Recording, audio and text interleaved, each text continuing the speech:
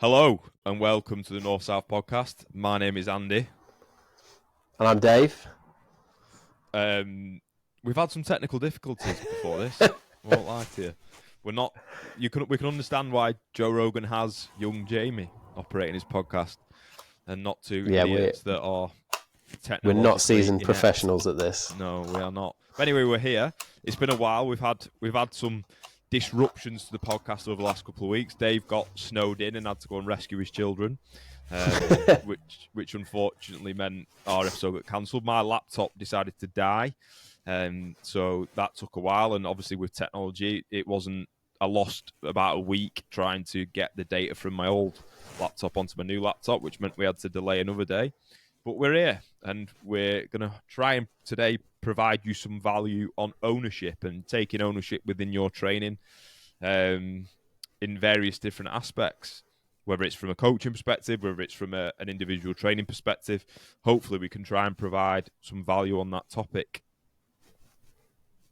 But anyway, so what we'll do is we'll start. So we'll get straight into the mix, and I'm going to start by asking Dave a question. So I'm going to ask Dave, what does taking ownership mean to you, Dave?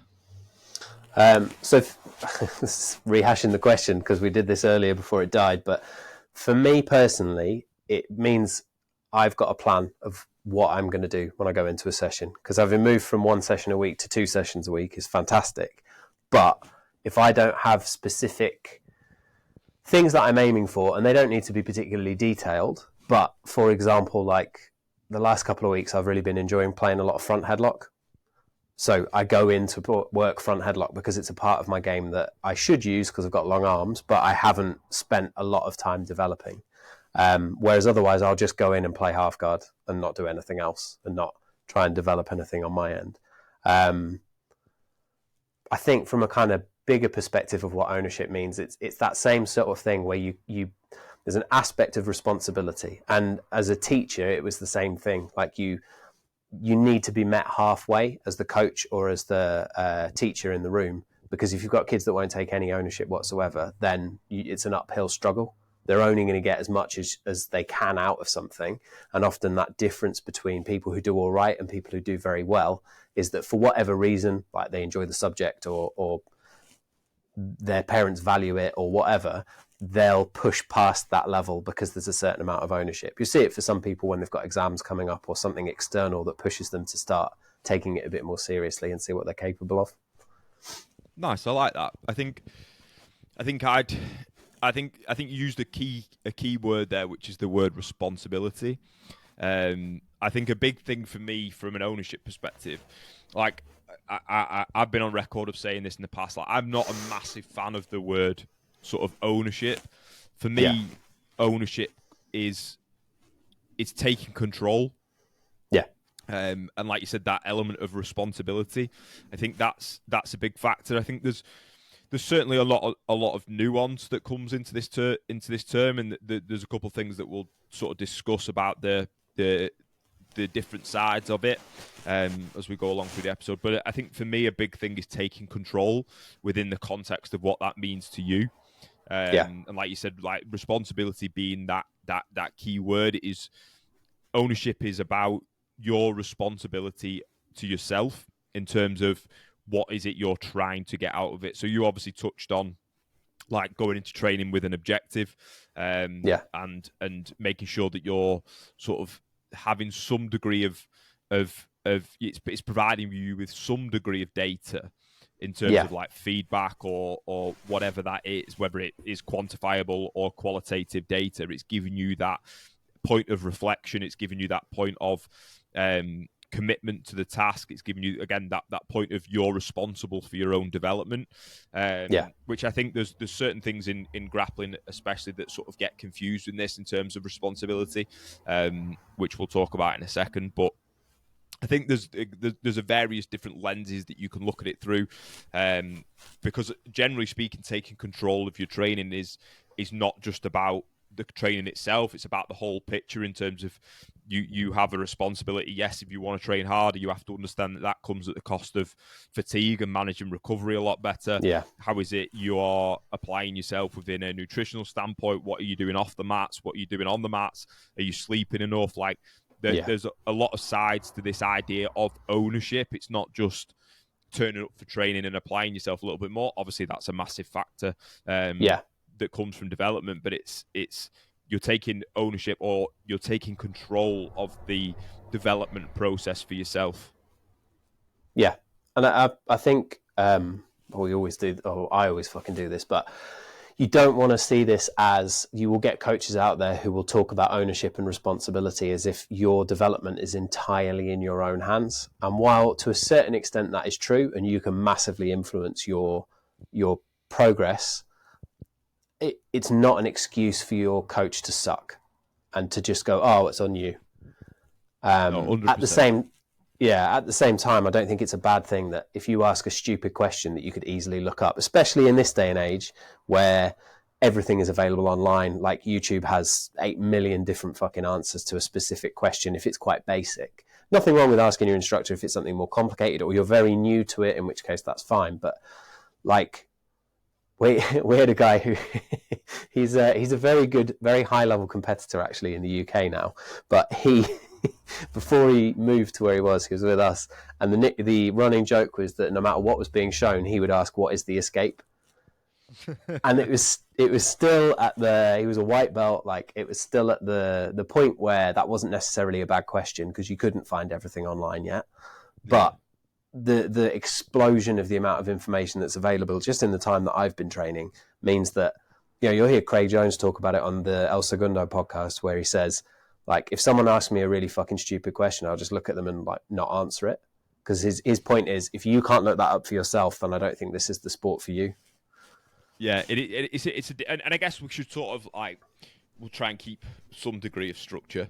It probably makes sense to delve a little bit into the coaching side of things first, and then sort of come back, because I think, like you said, you can be made to feel a bit of an idiot, because the sort of terminology that gets used, especially from a coaching perspective, is like you often hear this, like, students have to take responsibility or ownership of their own training, and 100%, there is 100% an element of that. But from a coaching perspective, you cannot expect them to do all the work. Yeah. Now, if you're looking at a room full of individuals who are looking to be high-level competitors, like let's say we just had trials over the European trials over here.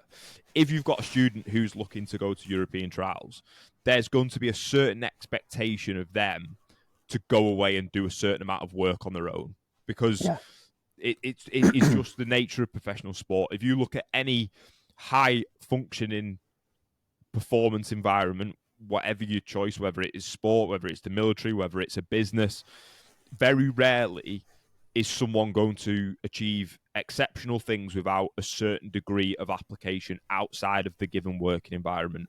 You listen to footballers talk about doing extras, rugby players doing extras, businesses where you have to stay longer than your working hours. There's always going to be an element of that. Now, you're on the other hand, you are going to there are going to be gyms where the majority of people on those mats are not looking to be elite level performers. Yeah. You cannot have the same level of expectation of them that you have from a 22-year-old purple belt who's looking to take on the world. It is just not the same. So we have to understand that from a coaching perspective, and we sort of talked about this in a second, the sort of reverse classroom model. We have to understand that we cannot expect them to do that at the same time. Our job from a coaching perspective is to provide the necessary requirements for all people to develop regardless. And if somebody then wants to take it upon themselves to do more, that is their prerogative. Yeah. Not the other way around. I think that's something that sometimes gets lost in this, especially when people look at professional sports and they look at there's so many books written by coaches about how they did what they did when they were in charge of the All Blacks or the fucking Kansas City Chiefs or whatever. And some of that only works if you're in an elite environment that's selective and is bringing in the top level people already, because you can't take, it's like a classic problem in teaching where someone who's taught in some lovely private school full of kids who all want to be there, their parents all value it, so immediately they're coming through the door with a base level of responsibility that doesn't necessarily exist in comprehensive schools. And it doesn't mean that those people are better or worse. It just means that there are different expectations that it's possible to put on the people that are in front of you, and you can expect extras. Now, I hate to break it to people, but sometimes those outcomes aren't very different.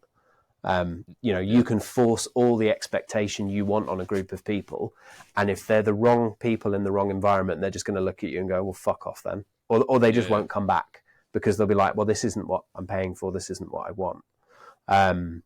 No, for sure. And I think, again, from a coaching perspective, there's various... I think something that I've been working a lot on myself recently within sessions, but I think we can encourage ownership without them having to do a massive amount of work. Like, again, when we talk about, like, this will probably end up with me losing my fucking head here, but, like, we talk about, like, ownership in jiu-jitsu, and then we go, right, well, I'm just going to teach you some random bullshit that you have got no idea about, and then you're just going to spar 6 5-minute rounds, and then that's your opportunity to just do anything that you want to try.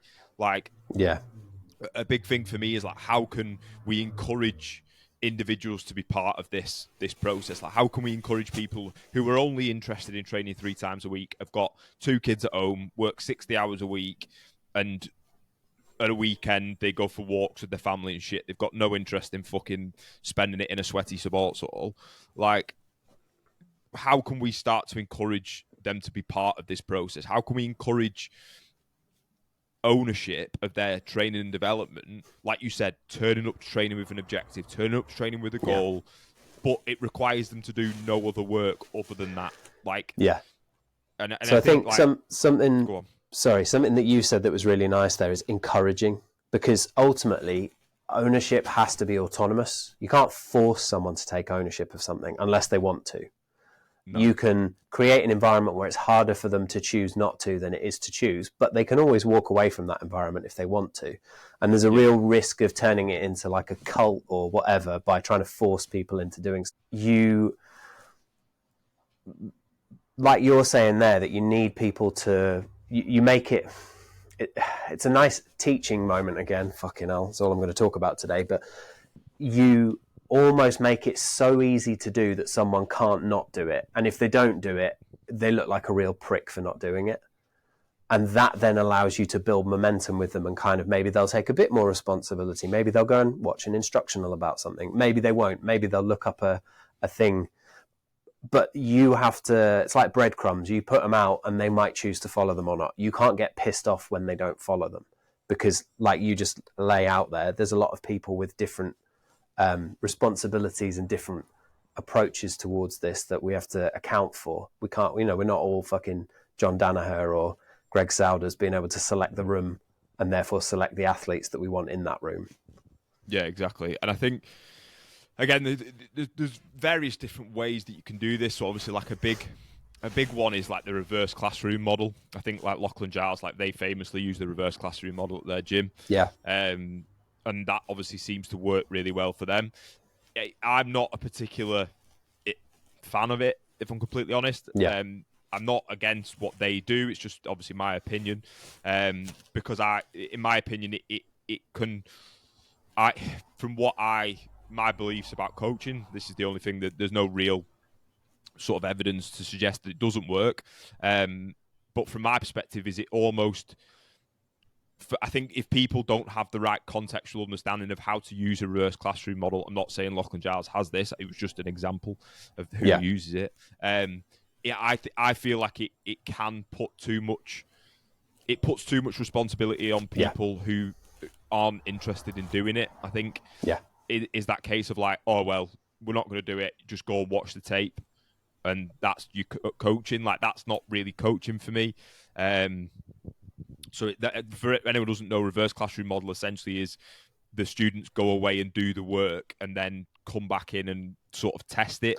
But so it's like you probably for anyone who's I've taught with it before, but if you've been to university, you'll recognise it, because that's basically the model that they use, because it's you give a load of learning, someone does it or doesn't, which is more often the case, and then you essentially run a seminar on that information. So it's you kind of know what they're coming in with. And I think you were saying like for me, part of the reason why it works for Lachlan Giles is because he's Lachlan fucking Giles. Like, he ran through ADCC. Do you know what I mean? It carries a certain weight. Yeah, exactly. And I don't think everyone else has that. Now, I had an argument with someone who posted about this on the internet because I'm petty, and pointed out that one of the downfalls of the flipped learning model is it is not very, whether people will like this word or not, it's not very inclusive, because there are, in the teaching context, I had kids who didn't have a mobile phone. I had kids who didn't have a laptop. I had kids who couldn't go on the internet, so they couldn't go and do that work at home. Now, it doesn't mean it's wrong, but it just means you've got to be aware that there will be people who come in and they can't do that work outside of it. In your example, maybe they've got kids, so they haven't got the time. Maybe they don't value it enough to want to spend that time on it, or they don't see the value in it. And sometimes it's very easy to take a model like flipped learning and just start to blame the students when it doesn't work, when ultimately we used it for A-level, and we only used it for small segments of the course because we tried to do it for a little bit more, and it just fucking backfired. They weren't ready for it yet. It wasn't appropriate. But people lose their minds about it because so much teaching research that looks promising out of America is crap. And it's because their teaching system is so, I'm probably going to upset some people here, it sucks. It is not a high quality teaching model, and it's not a high quality system. And so as a result, you've got people who come out at the end of it and they don't have the level of kind of understanding and responsibility and all of those things. The UK is not perfect, but very much there's more of that kind of onus on you than there is in the American system. So they lose their minds over anything that involves putting onus on the pupils, because there's not very many opportunities for them to do that, because of the way the exams are structured and how they're marked and stuff, and the pressures on the teachers to perform. So it's just take it with a pinch of salt. Yes, it might work. Yes, Lachlan Giles, I'm sure, has made it work very nicely. He's very thoughtful, and I'm sure has spent a long time developing this alongside Submeta, so that he's got that resource there for people. I was going to say the resource is the big thing as well. Like a lot of gyms don't have that ability to create resources such as like the Meta platform. To have like such a big bank of extensive information and provide that as a sort of package.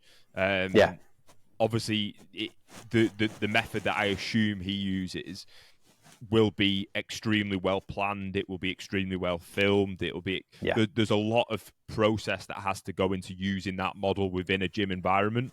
And the majority of people just don't have access to that. Now, does that mean that you can't provide resources for students? Not at all. Like if you spent a certain period of time on a certain subject within a class or whatever it is, there's nothing wrong with saying, here's a really good example of this, if you wanted to spend a bit more time delving into the topic, whatever it is. Like, there is a reason why certain elite performers have certain games. If you, again, we'll just bypass the thing about games in terms of the science behind that, but like, if somebody wanted to then go on further, there's nothing wrong with recommended reading to use an education topic. There's nothing wrong with like saying like, go and watch that. So just to give you an example, that was a really nice moment my coach gave to me when I turned blue belt. I sucked even more at passing guard than I do now. And he was like, watching me try to do a certain type of pass. I can't even fucking remember what type of pass it was. And he was like, go and watch Leandro Lowe. He's like, he said, I'm not joking. Go and watch. He said, there's a great breakdown of how Leandro Lowe does his knee cut.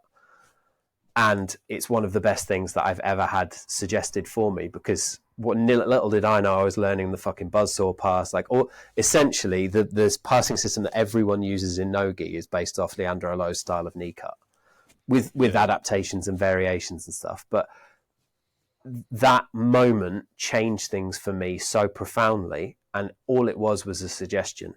Rather than, if he'd said, everyone needs to go and watch Leandro Lo before next week, I think most of us wouldn't have fucking done it.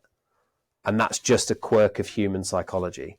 So 100%. And I think this what this really does sort of lead into, I think, is, and it is such an important part of coaching, is encouraging integration into the learning process. Yeah. And encouraging students to be part of it. Again, various different ways of doing it. But if you're somebody who is a coach and is sort of looking at these type of things, like trying to encourage more ownership of training, trying to encourage students to be more involved in the process, two of the big things that I would recommend. The first thing is fucking ask them what they think is going on. So like, you'd be surprised like how when you ask students what they think is, again, there is a scientific term which is like the sort of the student environment relationship, or player environment relationship, or whatever you want to call it. And essentially what that refers to is, what is the performer experiencing when they're in that environment? Because they have a different perception of what's going on than we do viewing it from the outside. So they're, of course, going to have a different perspective of what's going on from a skill perspective. And that is massively important, because we're relying on information that we don't have, because we're not in that. A good example of this is like when you go to a competition and you watch someone do something that is blatantly obvious from an external perspective, but they completely miss it within that environment. Or they're stuck in a position and everyone's going, do this, do this, do this, and they're like, I fucking can't do it. Like, that's what we mean. We've all been in that situation where someone's fucking yapping in your ear. Mate, there was one on the weekend at the competition near us, and I can't remember what it was. They're like, do this, do this. And he literally stopped him. What the fuck do you think I'm trying to do? Yeah. I've had it before. Like, I fought a lad at a competition years ago, and he was a big, strong, explosive lad. And I just heard someone from the corner of me just go like, "Oh, wrestle up on him," and I was like, I just turned and was like, "You're taking the fucking piss." Like, there's no way. So like, that's what we mean by this sort of like performer environment relationship. But one of the things that you can do to encourage ownership and feedback, but it'll be really interesting to watch their entire arses fall out when you ask them their perspective on it, because it's a learned skill. Yeah, they're not, students in jiu-jitsu gyms are not used to being asked their opinion on anything. Yeah. So like, because it's much easier to do that top down. I'm the teacher, you're the student. Shut the fuck up. I'm teaching you. It's also quite intimidating as the coach to open yourself up to that, because you're worried that there's potential criticism there. You're worried that they're going to tell you something and you're like, fuck, I haven't taught them anything. But ultimately, giving them that space is really helpful for them and is really useful for you. Yeah, of course, because it gives you contextual information, but it encourages this element of ownership, because they are now not going into a round completely blank. They're now having to engage with what they're doing, because at the end of the round, you're going to ask them what went well, what went wrong. Yeah. It can be as simple as that. I think people sometimes overthink how much intervention and how much kind of discussion and conversation there needs to be. It can be as straightforward as, right, what did you do well there and what did you fuck up? Because sometimes they'll tell you, especially if you've watched them, they might tell you that they fucked everything up. And then you realise that actually their self-image and their self-view of perception of their own jiu-jitsu or their own grappling or whatever is so low that they can't even see when they do things well. And sometimes people mistake that for high standards, and actually it's not healthy and it's not helpful to see when you actually do something well, even if you don't think it's as valuable as other people might externally. Of course, and I think it's one of the things, this is probably not something I'd recommend, but this is something that I've been doing recently, because I'm testing myself from a understanding perspective, but I also want to really delve more into this sort of like performer environment relationship and sort of get a better understanding of it. So one of the sessions that I coach in the week now, we obviously have like a general understanding of what the session is, and I have a sort of idea of what I want to see from an outcome perspective, but the entire session is now driven by the information that the students provide. So we'll have like That's cool. a baseline of game, or whatever you want to use, terminology you want to use, and that'll be the starting point that we'll go into. And then within every drill, I'll get feedback, and that net intervenes for the next session. The next step of the intervention, and it just allows. What I'm finding really interesting about it is allows me to control the element of layering that we're going from a difficulty perspective, because sometimes it'll be like bang, the nail right on the head straight away, and the outcome is exactly what I expect it to be.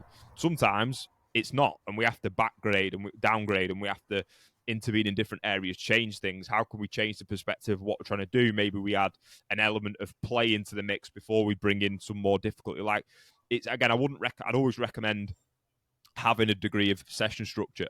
I'm just using it as a test for me from a coaching perspective, because it's challenging my understanding and how I think about things. But it's also driven by the learner. But you've you've worked up to that. Yeah. And I think that's so. The kind of, again, the classic teaching example is, in lessons, you'll have your lesson plan, you'll have your curriculum, you've got all, this is where we need to be, this is what we need to cover. And every so often, a learner will open a window, and you as the coach or the teacher have to decide whether to look through that window or shut that window. And there's times where it's not appropriate at all, and you're like, right, we have to fucking shut the window. Like, just before exams, some kid asks an existential question about the meaning of history, and you're like, we'll fucking talk about it in 2 weeks' time once you've sat it. But if they're asking that in year 7, how fucking dare you just go, no, it says on the curriculum plan we must cover the Battle of Hastings today. Like, actually open that window and have a conversation, and open it up to that. Sometimes you have these amazing lessons and amazing concepts that then you can take into future lessons that have come out of that one-off person going, hang on, what about this? But it's also recognizing that there are times where people try and do that, and you're like, no, this is just shit. What are you talking about? So you'll develop that as you go. But I really like that point, that that's something you've opened yourself up to over time as you've been developing your coaching.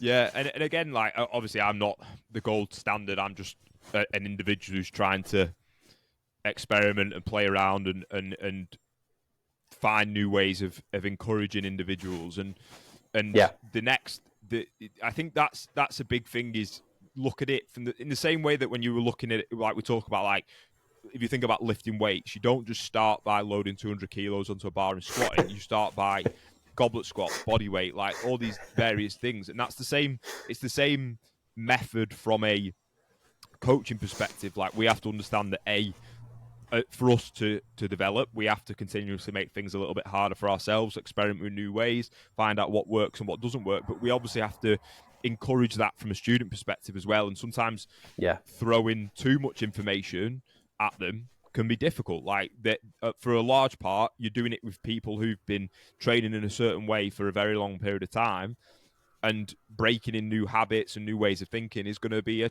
challenge and a task. So when you're looking at this from a coaching perspective, so like I now have a session in the week where they have a certain period of time, and it's completely under their control. They can do whatever they want. They come to every session with a goal and an objective, and they have to essentially work on the thing that they want to work on. They have complete ownership, to use the key word, of that period of time. And it is up to them to manage their training. What do they want from the training? What's their training partner going to do for them? And they have to manage that. But that was not an overnight fix. That's taken time. And it's taken a lot of encouragement of drawing awareness to their training, and the fact that they can't just turn up blank-minded and expected to be spoon-fed information. They have to turn up with an element of ownership, to use that word again. They have that responsibility to themselves, that they have to be responsible for their development. And then again, there's loads of sort of research into how this impacts, like, self-efficacy, how this impacts their engagement with a task. Like, it's been one of the biggest observations I found is the level of communication has absolutely skyrocketed. Like, I was sat, I think I told you about this, like, when we first started doing it, and people were getting to grips with it a little bit more. There was a point where I was like sat just watching everyone, and they were just communicating about the thing that they were trying to get better at. Like there was no seminars going on. They weren't just like fucking around. Like it was pure communication of like what was working, what wasn't working, what was the other person feeling, what were they getting, like helping each other and communicating and like I said, being responsible for their training and their actual development as a grappler, which I don't think we give people enough freedom to do in jiu-jitsu. And obviously there is always going to be a case of the needs of the many outweigh the needs of the few, because that's how big class structures work. If you've got 30 people in a room, you can't specify an entire session just for one person. But can we give them an element of that accountability? Can we give an element of responsibility, ownership, control over their actual training?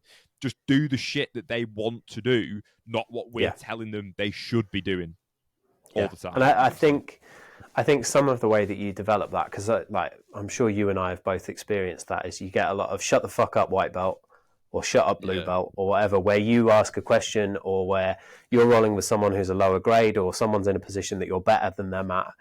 And the one that really fucks me off is when people intervene when someone else is just trying to say, oh, that didn't feel right. Especially if that person has been the Yuki. And are like, yeah, that doesn't feel like when coach did it. Because that's an opportunity for you to go, fucking put your hand up like a kid, but go and ask the coach and say, it doesn't feel right. Can you look and tell us why? That's a fucking huge developmental opportunity. Yeah. And I've been in that situation and watched as someone just turns around and goes, shut the fuck up. And it's like, are we not all trying to get better here? Is this not the purpose? It's not you're trying to say you're better than the other person. And it's definitely not that, oh, that was more of a crank than a choke kind of situation that you get after a round, or, oh, yeah, here's how you could have done that. It's if someone's doing it, they're doing it repeatedly, and you know it doesn't feel right, that feedback is really useful to you. Like, that's one of the advantages of the Monday morning class that we go to, is there's a small group of people. So we were practicing certain sweeps, and one of the guys said to me, he was like, I think you're using the wrong foot. And I fucking was, like an absolute moron. And as soon as he said that, I was like, oh, yeah, okay, thanks. And it can be as straightforward as that, or it can be much more in-depth, depending on what your understanding of the situation is. But why would you discourage such a simple intervention that's going to improve both people? Because one, that gives the other person confidence to give feedback about things. And two, it gives the person receiving the feedback the actual feedback that they need. You know, like, so to go back to that, oh, it was more of a crank than a choke. There's times where that's fucking useful. It's irritating when someone tells you it, but also if your aim was to choke them and you didn't, and they tap because they've got a bad neck, or they tap because they got into an awkward position or whatever, and you've got no idea how to replicate that, then being told that actually, I don't think your forearm was in the right place is a genuinely useful piece of information. Now, if it's just someone trying to win the round and go, oh, it was more of a crank than a choke, then they're a twat. Yeah. But that's what I mean. So like that again, that's an environmental thing, though, isn't it? That's encouraging the right information. And I've realised that I should have prefaced that last little statement with, just because I'm giving them opportunity to take ownership doesn't mean I'm not involved. That's what the coaching element is for. Doing this doesn't mean you just sit in a corner and do nothing. It's you walk like a swimming pool lifeguard. You're not just lifeguarding. Sometimes you don't have to intervene that much, but a lot of the time you will have to intervene. Like we had, I'll tell the story. I won't mention the lad. We've got a sort of there goes the camera. The dog's piss-assing around. We had a young lad, and he's just started training. Now, obviously, this is the difficult thing because you've got a mixed classroom environment, so everyone's going to be slightly different. But we had a sort of newer lad training, and I was watching him. I was like, right, tell me what is it you're trying to improve upon today? And his response was, oh, I'm just trying to work on stalling from guard.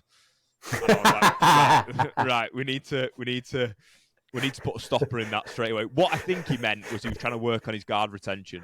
That's what I think he meant. He just didn't know the terminology, but I was like, right, let's just address this quickly. We never just want to stall. But I was like, I appreciate that you're trying and you're putting your effort in. So we sort of just changed things a little bit and tweaked things and give him some intentions and some things to work on. So there's still a coaching element of it. Like you're still the responsible adult, for want of a better term. You're still the relative source of information. Like if somebody's working on front headlocks like you want to work on, or that someone's working on heel hooks, or someone's working on a certain takedown, you're still there to like guide and maybe try and help them and push them in certain directions and provide them information to think about. But it's their responsibility. Like it's them coming into the training with their own prerogative to get better at what they want to improve upon. It's like it's light touch until it has to be more than that, rather than the sort of traditional top-down approach, which is more heavy-handed until it can be light touch. You're just coming at it from a slightly different perspective, because I'm sure there'll be times where you'll be sat there watching and going, well, this isn't fucking working at all, whether it's for one group or I've had lessons where you're like, yeah, none of them get this, we need to stop now. And it's having that confidence to give people the space and yourself the space to experiment with approaches and see what works and didn't, but also the confidence to intervene when it's necessary too. Yeah, 100%. No, I agree. Hang on. The dog's about to fucking cock everything up. Give me 2 seconds. Go, we're back. I'm sure all the people playing bingo at home will be doing well. Mate. I've mentioned teaching about 5 times. Bailey's made the camera fall down. Don't work with children and animals, is what they say. I'm trying my hardest not to shout at him as well. We don't want that on the podcast. I'll just put my phone here. There we go. That's a bit better, isn't it? But yeah, so like again, that is a big shit. Technical difficulties. We're not exactly. But yeah, so again, that's it. Like it's not you're not just like letting them go and just not being involved. Yeah. You're just allowing them again this element of ownership, so that if somebody doesn't want to spend hours and hours watching training and it's sort of they're hoping for the best that they might get to spar some rounds, they've got the opportunity. There's a window of time where exactly what they want to work on is their free time, and you're just there to intervene and to guide and help them through that process, and they're being part of that learning experience, and that you're giving them that element of like ownership over their development without them being like, right, you have to go away and watch X amount of technique video and sparring footage. Yeah. Now, if again, to caveat like that, a supervised open mat. Yeah. If you're an elite competitor or looking to be an elite competitor, you are going to have to do extra work. There's no way around it. You will have to study tape. You'll have to watch technique breakdown, because you have to. The level of information you require is going to be more superior. And again, the needs of the many outweigh the needs of the few. If you're the 1 or 2 people in a gym that are looking to push that level, you're going to have to find it somewhere, because your coach can't account for all of that. And this probably segues really well into like the individual side of ownership in terms of like different strategies to apply from that perspective. But if you are somebody who is looking to be a better level competitor, there's going to be a certain degree that you have to find from that, and apply yourself in that environment, because you're going to have to speed up that application process. You need the more information than Jimmy, the blue belt, who's got 3 kids at home and drives a lorry 50 hours of the week. Yeah.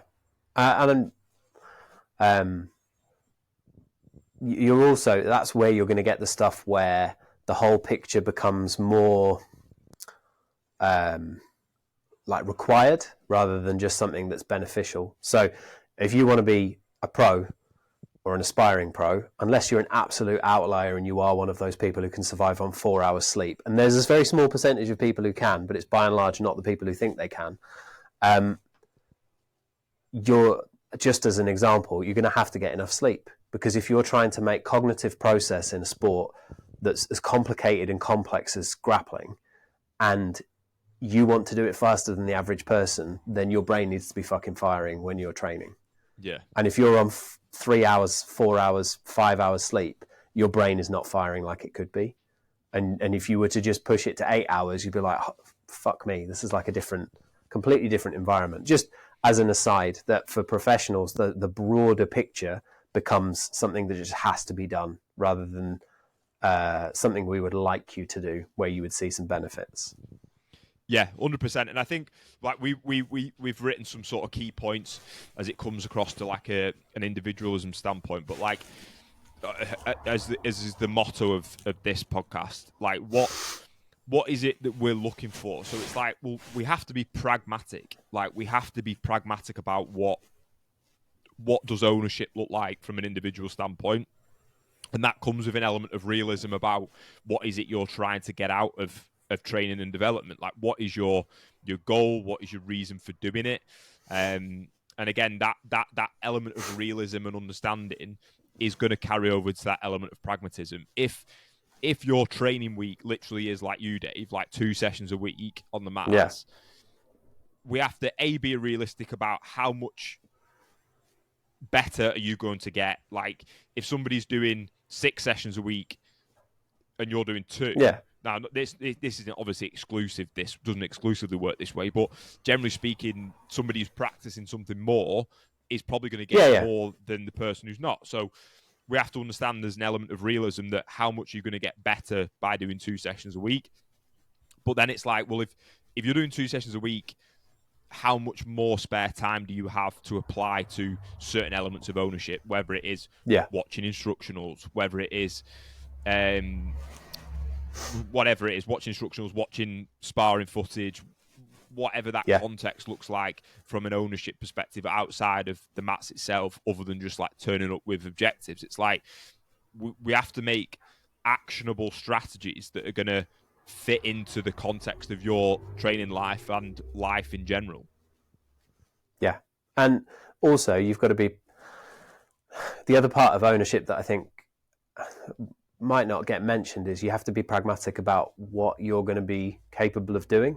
So we've kind of talked about this over the last few weeks, where there's examples of people entering competitions that they've got, there's just no fucking purpose being there, because the feedback that you're going to get from your footage is meaningless, because the other people in the room were just so much better than you that, like, I went and did the Show Your Old Clash fucking years ago, and it was hilarious. I got armbarred by flying armbarred in 30 seconds by the second best blue belt in Europe.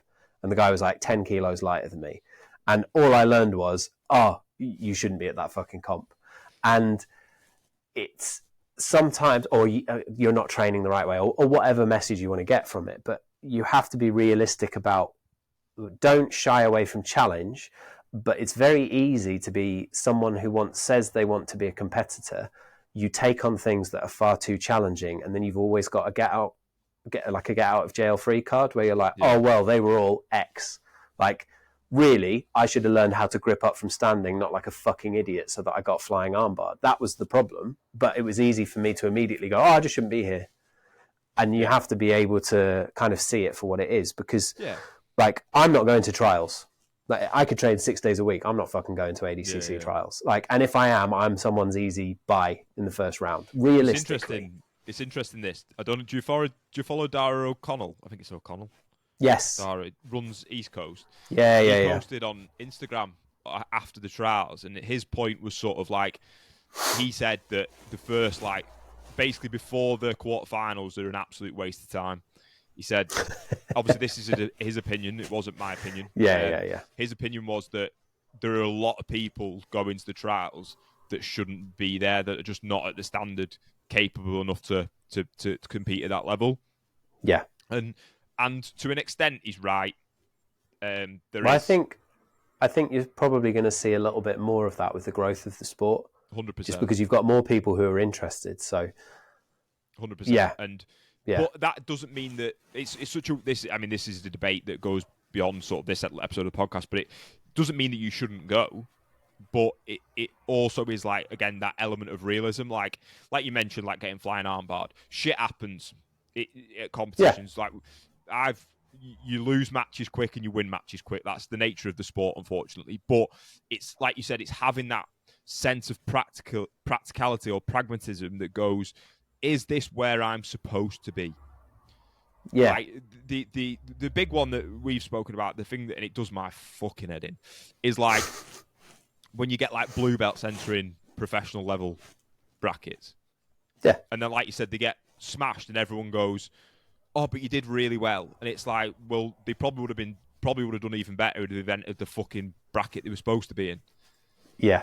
And Yeah. another one is like local comp heroes is a big one. Like people that develop a name just doing local comps. Like Yeah.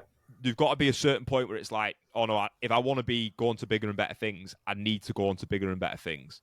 Like Yeah. if you are somebody who's an aspiring competitor, there is a very, very simple pathway for you to follow. And basically what it means is you're going to have to get your arse in gear. You're probably going to have to save a bit of money.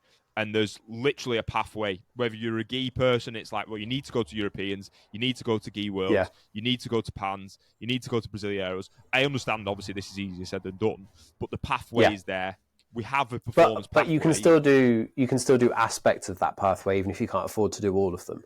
Yeah, exactly. So it's like it's going to give you that element of like next step. Yeah.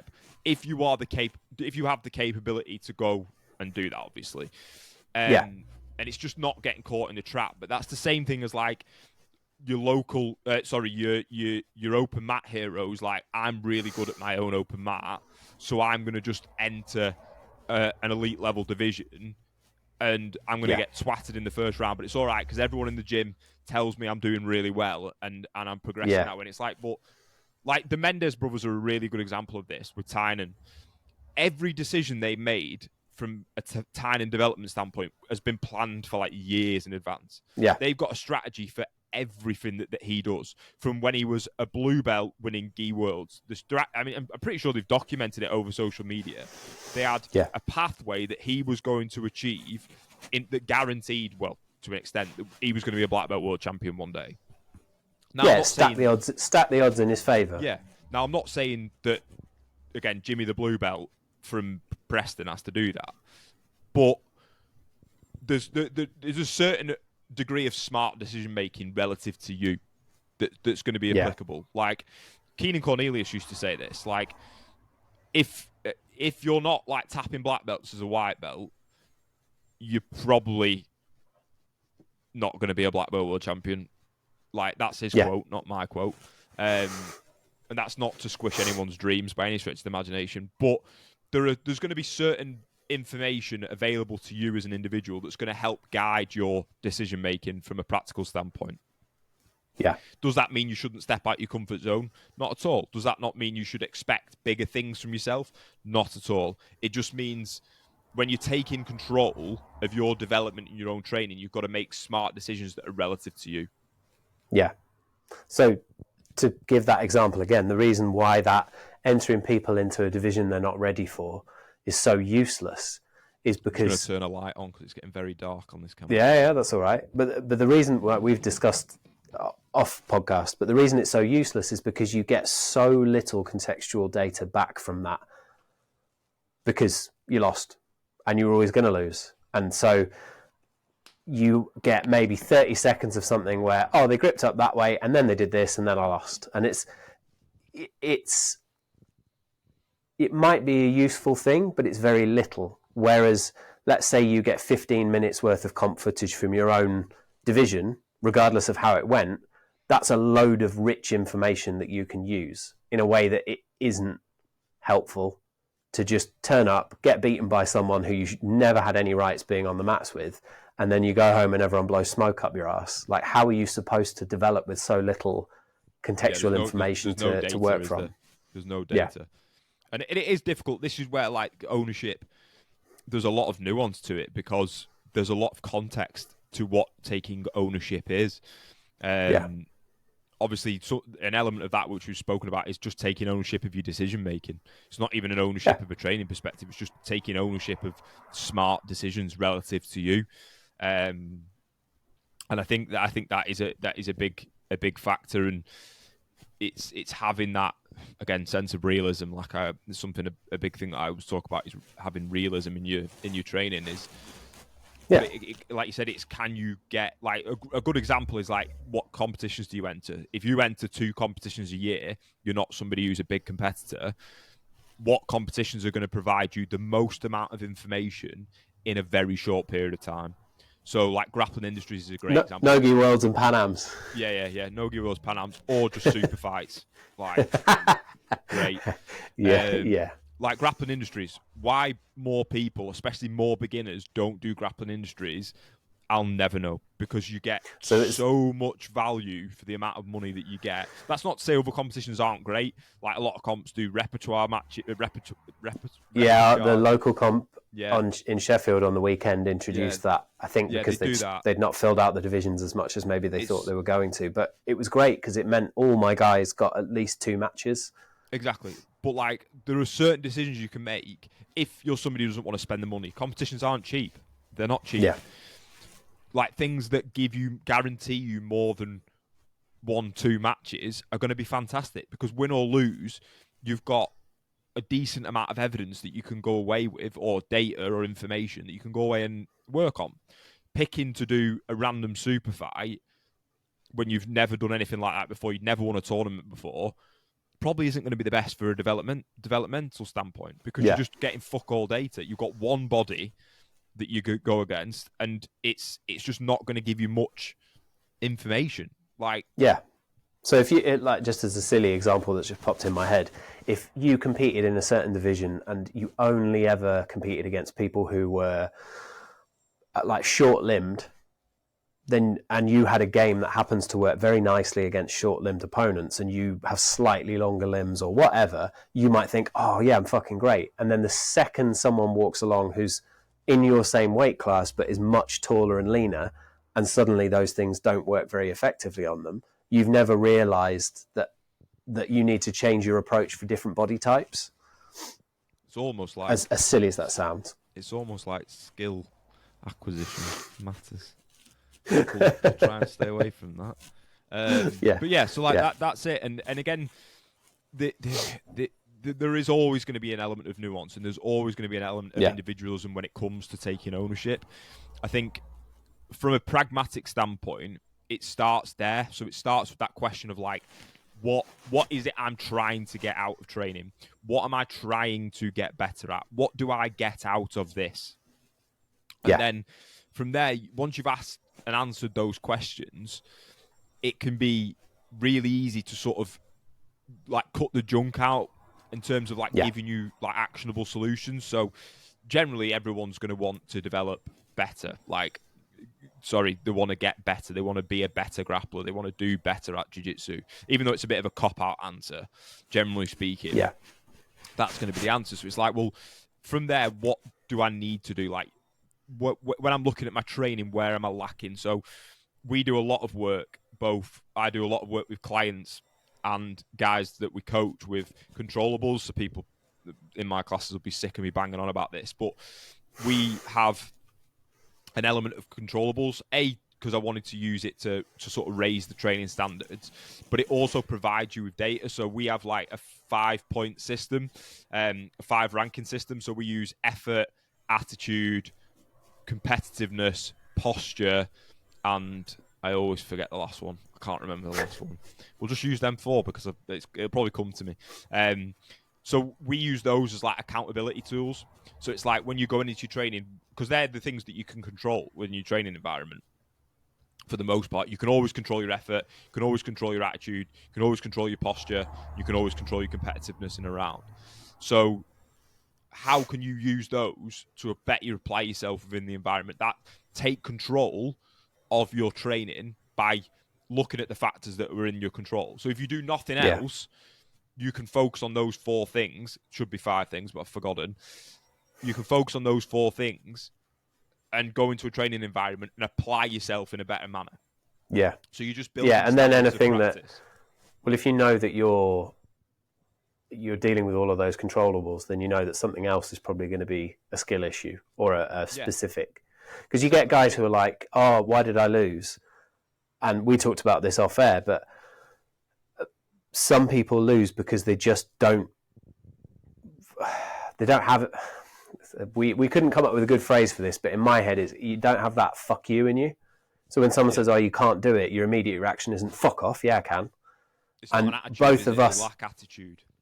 Yeah. Well, both of us said that me playing rugby union like a soft southerner and you playing rugby league, you've got to have that. Like, one of the best things that ever happened to me playing rugby was that I had a coach when I was about 17 who told me I'd never make it into the first team.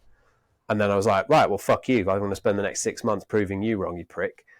And it developed me because I had that, like, and some people react that way and some people don't. And other times it's completely unhelpful that my immediate reaction is to be a contrarian dickhead.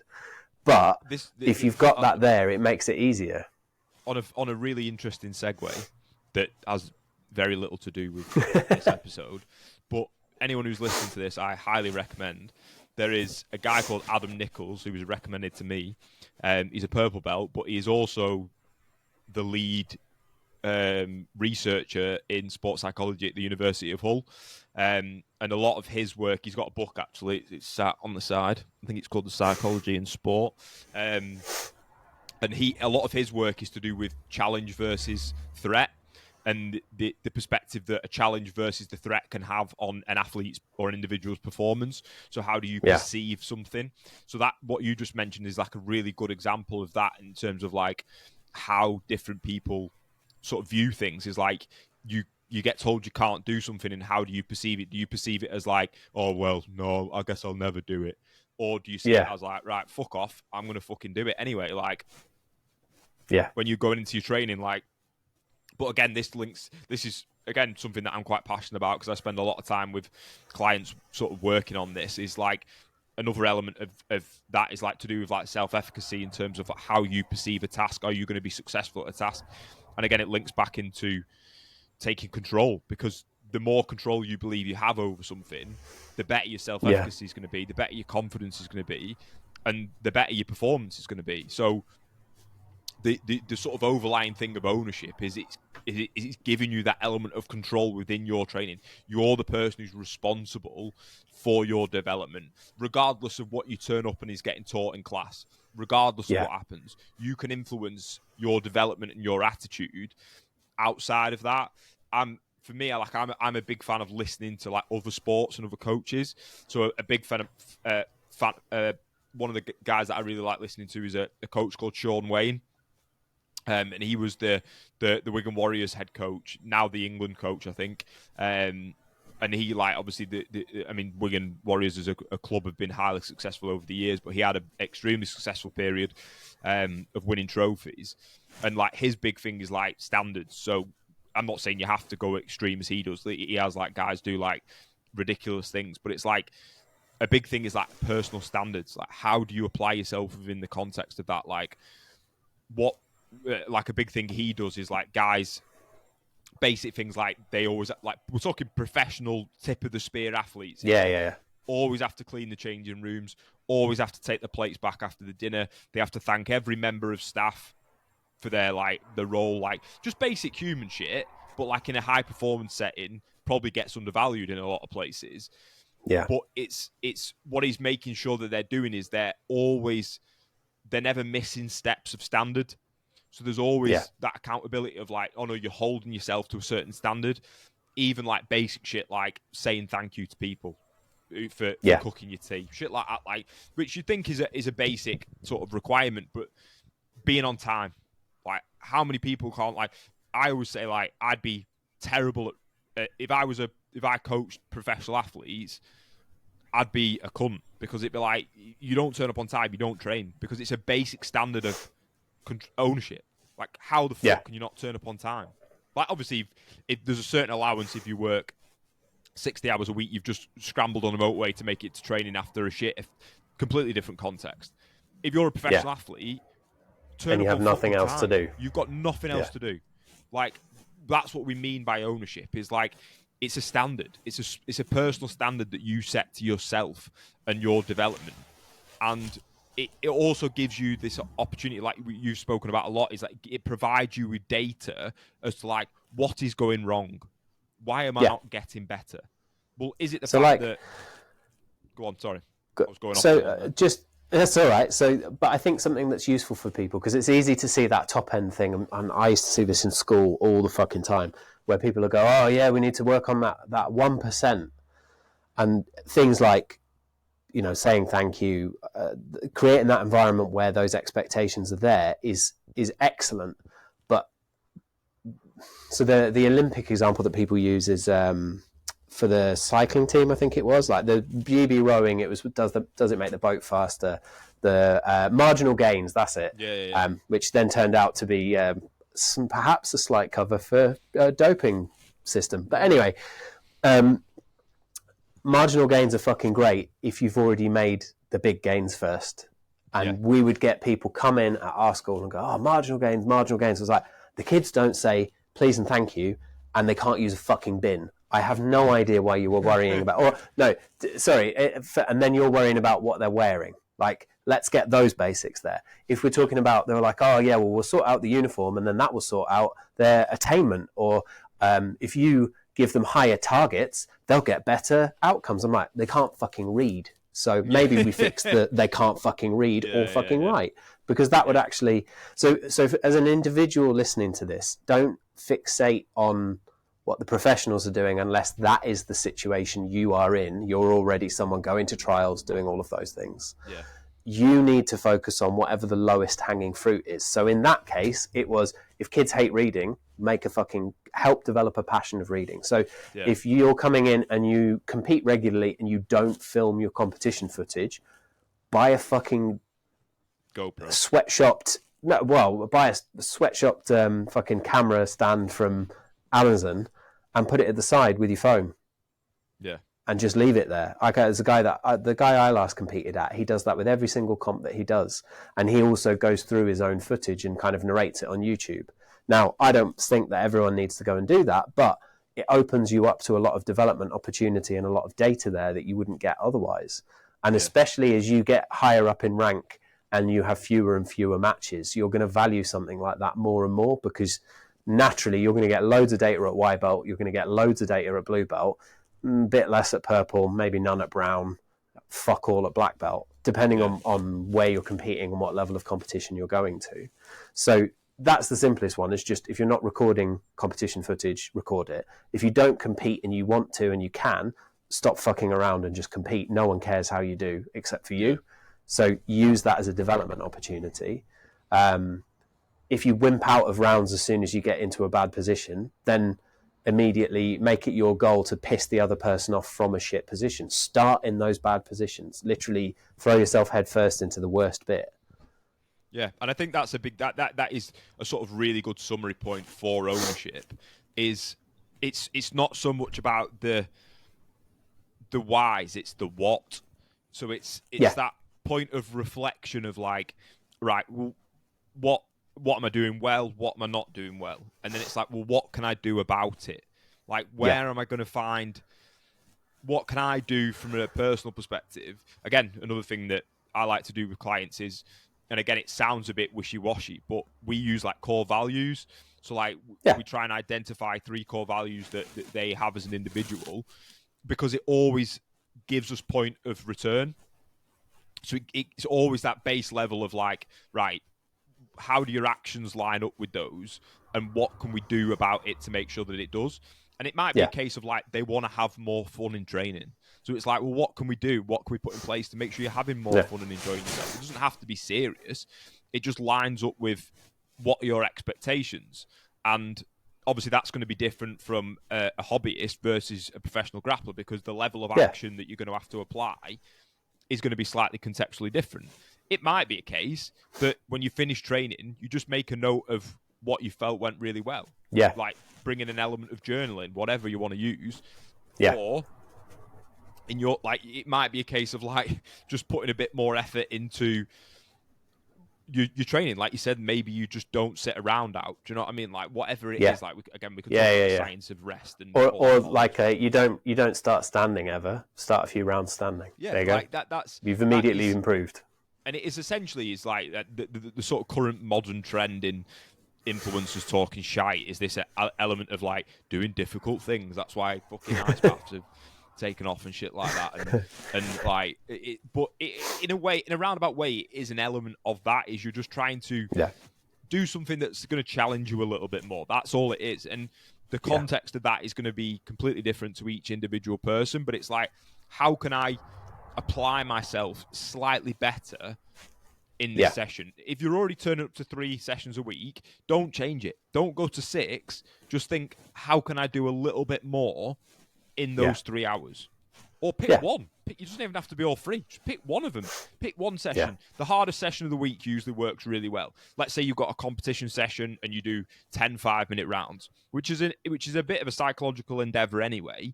But then you just go, right, within this one session, how can I apply myself a little bit more?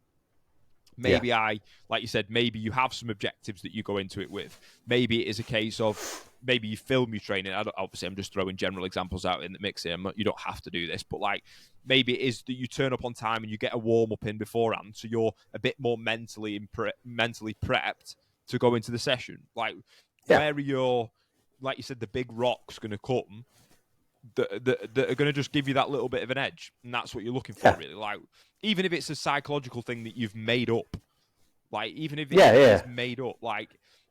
The sort of, I used to do it when I was physically able enough to compete, and I used to go to a gym on Saturday night and sit on the bike for an hour, and I used to be like, and it sounds mental, but I used to be that sort of idea of like you're working when nobody else is working, and in reality you just sat on a bike at 7 o'clock at night. It's not that big. But if it gives you that little bit of like, oh, I'm trying to do a bit more. I'm doing a little bit more. Like in boxing, it's early morning running, or it used to be. Whether it still is, I don't know. And the importance, you don't have to do this because there is an element, like I said, of pragmatism and understanding the reality of the situation. But it might just be a case of like, where can you build that confidence? Where can you build that self-efficacy towards a task based on that actionable strategy of taking control of what you're trying to get better at. Yeah. And I think that's the important thing, because there isn't really a right way or a wrong way of doing it. Yes, there's definitely easier ways. There are definitely smarter ways. But sometimes it is a case of just like I said, just taking control of what you're already doing in a little bit more. It's not a case of you need to do 6 sessions a week. Just start with the 3 that you're already doing. And do them well. Do them well. We can probably end with a really stupid example from this, but Andrew lives in permanent disbelief at what I wear to training at jiu-jitsu. Yeah, it is shocking. And that is exactly the fucking reaction I want from everyone, because I don't get very many hours on the mats. One, it amuses me. I like dressing like that. I think it's funny. I wear like fucking the most garish shit possible, because I used to train with a guy who was like Mr. fucking show you roll. It all had to look stylish and cool. And I was like, I'm going to smash all my shit I own together in ways that upset you. And part of the reason that I did that was, one, I liked winding him up, but 2, it meant I actually, like, he would try and murder me because it pissed him off that I was dressed like that. And I like to do that now because, one, like Andrew talked about, with if you take the rugby example, it used to be that if you wore anything other than black boots, you were getting your fucking head kicked in on the sideline unless you were the greatest player that ever played. Yeah. And even then, you were still fucking targeted anyway. Yeah. And I like that aspect because it means that people don't want to lose to the guy who's dressed like an absolute bellend. And at the same time, the really, really petty part of me, which is ultimately why I do sport, loves that I know that's going to live rent-free in someone's head, that, oh, fuck, that guy in this stupid Valet Tudo shorts fucking triangle choked me, or that fucking dickhead in the fucking neon, I'm wearing a pair now, neon fucking tiger shorts, made my life difficult. Like, it brings me deep joy to walk into a room of guys who are all dressed like they're all dressed the same in all the same fucking progress gear or scramble or whatever, and they take one look at you and they're like, oh, look at that knobhead, and then go, oh shit, that's actually a difficult round. Like, that aspect of psychological warfare I enjoy, and it means I come to training, 1, enjoying myself, and 2, knowing that people are going to try and fucking kill me because I look like an idiot, and that I can really ruin their day if I beat them and I'm dressed like that. And it's so childish, but that's me. I am very childish with my sense of humour. There's also a psychological component there, because if you turn up to training looking like a dickhead, you're going to have to back yourself. And I do. So it's like it sounds daft, but in a way it is an accountability tool, because it becomes I can't just turn up looking like this. I can't turn up with pink knee sleeves on. and not try because you're just going to get more shit. So it's like Yeah. it's what you've done essentially is just found a way of, to summarize, creating ownership for yourself. Because if you purposely pack your bag for training with your fucking pink knee sleeves and stripy shorts Twice a week, every week. twice a week, every week, you're gonna have to show up to some degree, because Yeah. at some point someone's just gonna go, well, you just look a fucking twat. Like what you're doing. Like, you spend more if you're spending more time on what you're wearing than what you're actually doing, then someone's going to intervene. It's funnily enough, we went to the match last night, went to watch the footy, and on the way back, one of the lads who I go with was talking about cricket when he played cricket when he was younger. And he was saying that for some reason, like kids copy everything. He said he'd seen like a bowler, instead of like running straight to bowl the ball, he took like a sort of like spirally run. And he said he did it a few times and didn't do it very well. And one of the adults on the team just went, "What the fuck are you doing?" And he just never did it. He just never did it again. But it's that's what it is that element of like, if you're going to do something daft, your best fucking like, I don't know if you know Dom. Do you know who Dom Dillon is? Yeah. Dom. I don't know Dom, but like, exceptional grappler, fantastic grappler. But he has some questionable outfits where he competes. Like that lad who competed in Speedos. You best be fucking good if you're competing in Speedos. He's my fucking hero. I tried to add him on Instagram to offer him some free training, because that's the biggest laugh I've had from jiu-jitsu in ages. But it's like... the look on his opponent's face where he's like, shit, this guy can wrestle. Yeah, like, if you turn up like that and you're not good, everyone's just going to be like, you're a fucking idiot, mate. What are you doing? So it's like, it creates that... we're not saying that everyone has to dress like a knobhead when you turn up to training, but it's an element of ownership that you have to take control of, because it now is going to put you in an environment where it's like, well, I need to put more effort in it, because I'm making a conscious decision to pack me pink shorts, but I can't fucking show up to training and apply myself. Like, it doesn't work like that. You've got to be something that it took me a very long time to realise from rugby is that I have to enjoy it.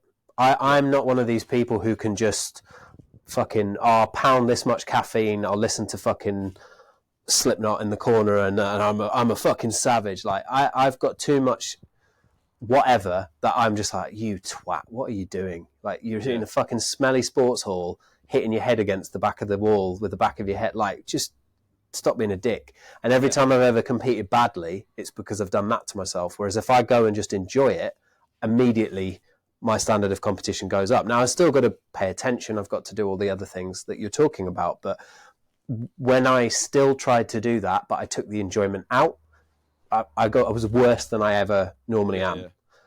So it's finding what's right for you. I know other people who don't, like, they would never fucking train like that in a million years. Yeah, but I'm going to buy you some pink knee sleeves.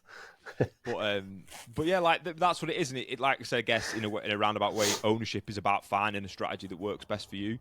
But it's just understanding that it's finding a strategy, but it's a strategy that allows you to take control and consistently apply in that manner.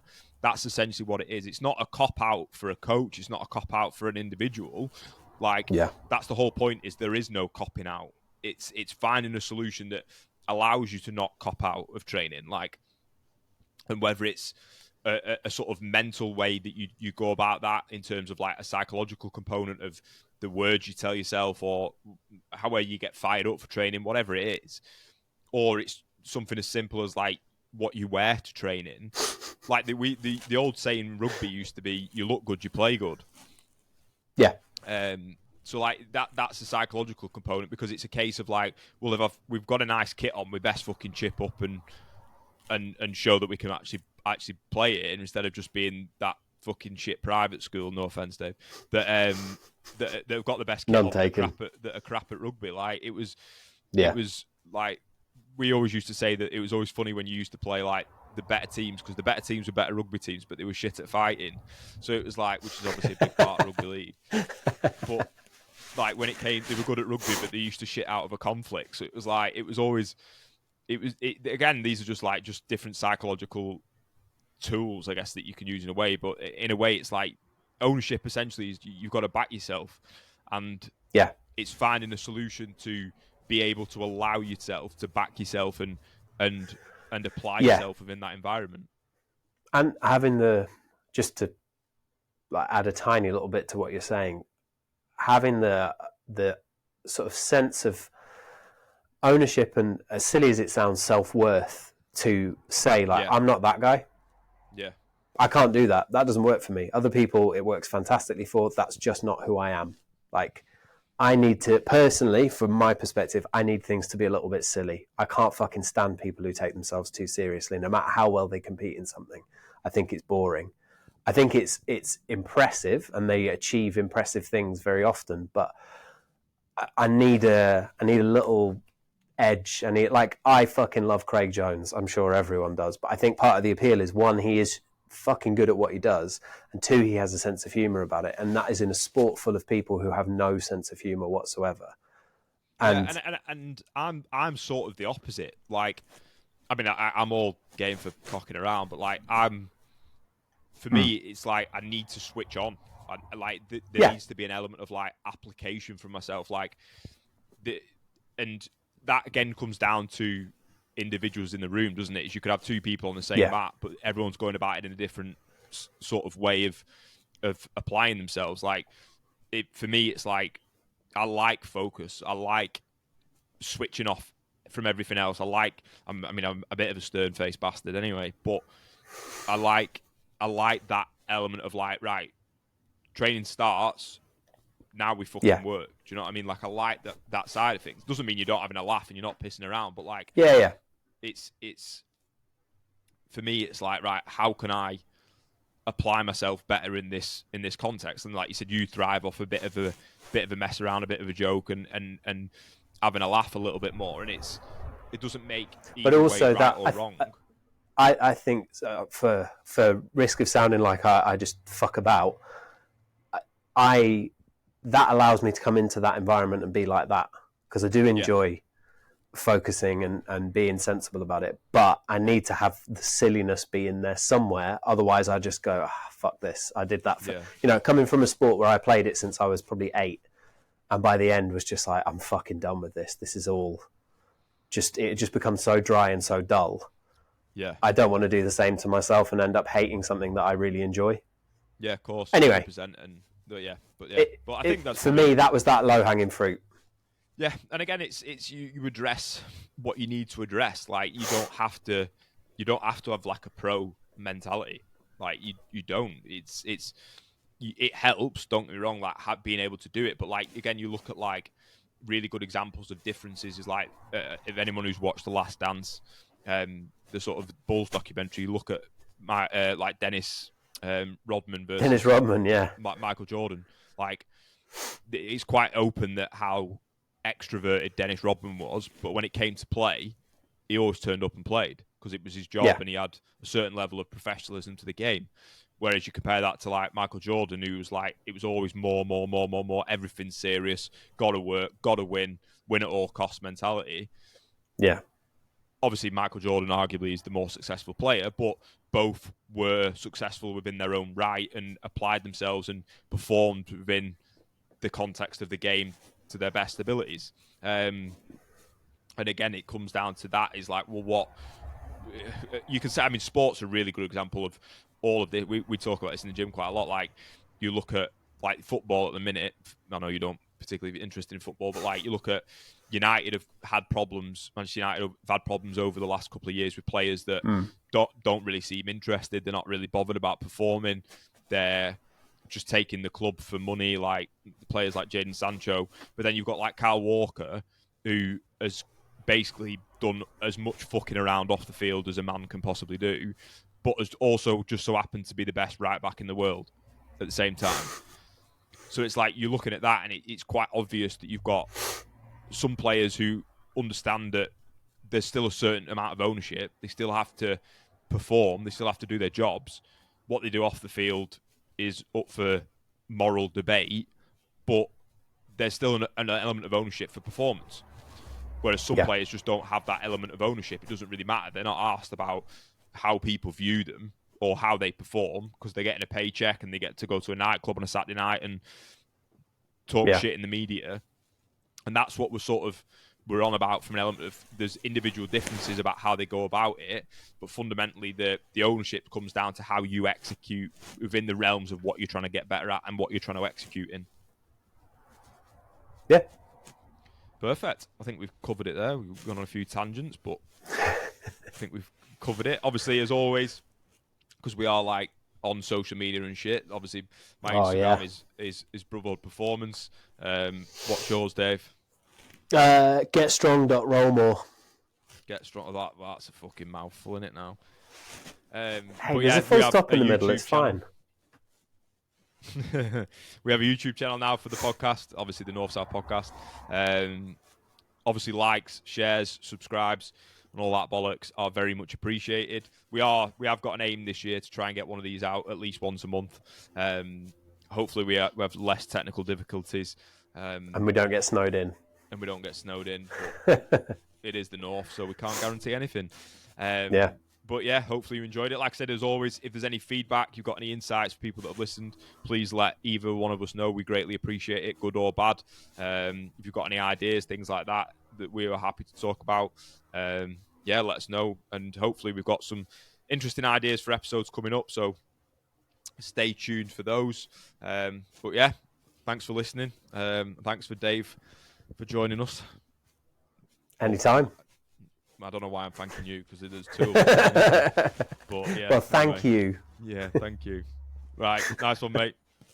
Cheers, buddy. See you, mate.